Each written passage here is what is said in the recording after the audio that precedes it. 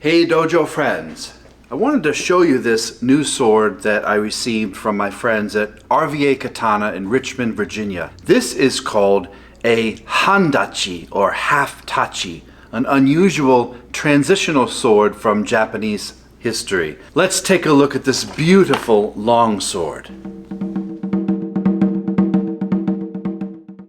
Isn't this a beautiful sword? This is made by Cloudhammer Steelworks, which is really just taking the sword industry by storm. What Cloudhammer is really good at is listening to people and changing what practitioners want. So all of us have given feedback, and then the people that work with Cloudhammer tell them what to fix, and they fix it. Beautiful, beautiful work.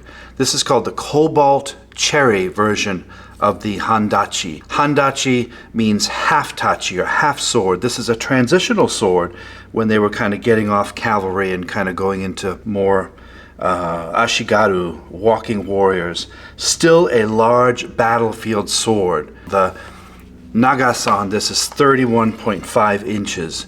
What's beautiful about this blade is it's made of S5 shock steel, and I've done a video on that. This is a tool steel. It's a modern steel, through hardened. There is no hamon on here. It's just one solid piece of doom, and it is unbelievably strong. Supposedly 10 times stronger than tamahagane. It's a modern, beautiful steel. It retains its edge very, very well. This is called a heavy cutter, because it can go through hard or soft targets with ease. The blade width is 32 millimeters, so it has a deep tachi koshizori, deep curve on it. It's really, really big, meant for hacking and cleaving, much longer than a typical katana. All of the fittings on here are plated brass. I like the rounded kashira here. That's very good for practitioners. Still has this holder on here. I don't know if I like that. I'd probably take that off if I was going to use this long term, because that kind of gets in my way a little bit. But you could hang this and put a rope around it or something. But I like the rounded handle here. I'm not sure of the ska length. I think it's 12 inches or more. It has the beautiful blue leather wrapping on here, as you can see. This really high quality leather that just does not move. It is as tight as it comes. The diamonds are very, very well put together and wrapped where they're very uniform here. There are no large transitions here on the Fuchi and Kashira, so it's a really smooth transition. It has that deep curve. The manuki on here, I don't know what they are, probably more sakura cherry blossoms. Excellent job. I prefer the silver over the gold. I think it's very handsome looking with the blue. The samegawa looks real to me. Nothing massive on there. I see some larger nodes up here and smaller down here. It looks like one makugi, unless there's one down here. I think there's just a single pin on this one, and I don't know how far down the tang goes, but I haven't taken this sword apart yet. Look at that beautiful Suba guard there with this sakura, cobalt cherry kind of theme to it. It's very decorative. Some people don't like too much bling on their sword. I prefer it. I absolutely love it. I think plain swords to me are a bit boring. Let me get the light over here. Yeah, there, that shines off that silver decoration on there. Silver habaki as well, which you don't see very often. Again, that really matches.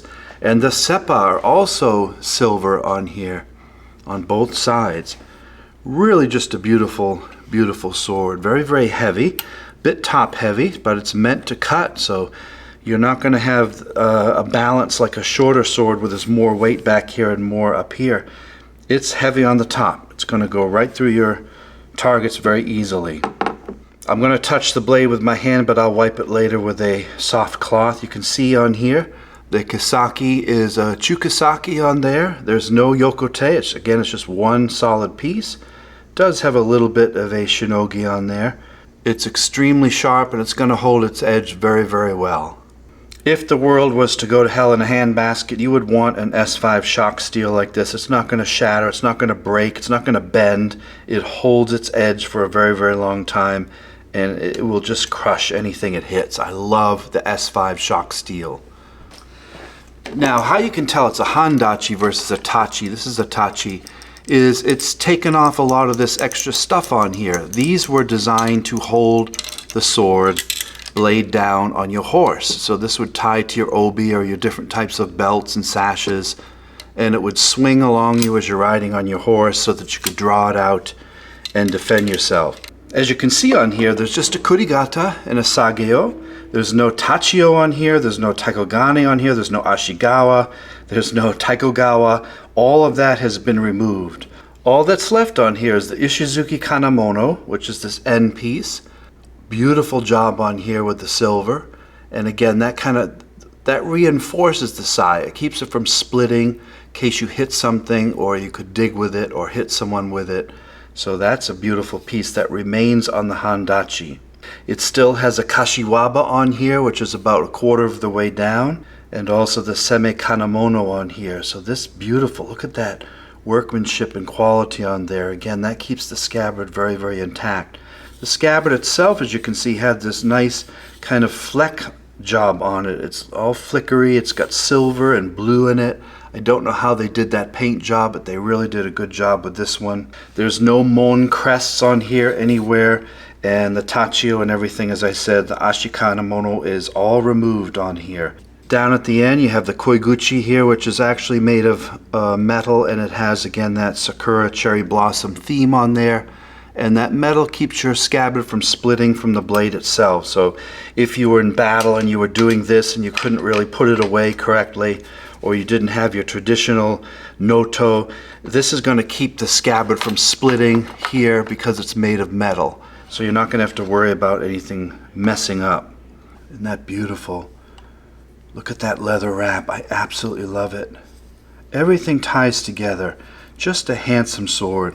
This costs about $950, perhaps even a bit more with taxes. So this is not a cheap sword.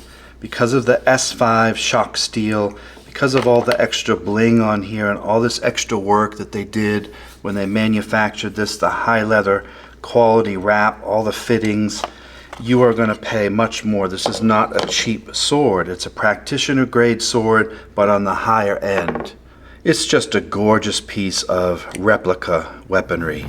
It's huge. It's a long blade.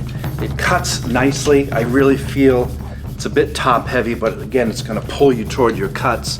You're not going to be able to retrieve this sword very quickly once you throw it out there. But because of the length, the distance you can get is amazing on this thing. And because it has such a long curve, it's going to cleave very, very well through targets. And of course, being S5 shock steel, you're not going to have to worry about it bending or chipping or anything like that. There are several torture test cut videos with S5 shock steel showing it cutting into metal and stone with ease and pretty much retaining its shape. I'm just so happy to see in the last 40 years how much these modern swords have improved, and all these different companies are bringing the practitioners what we want.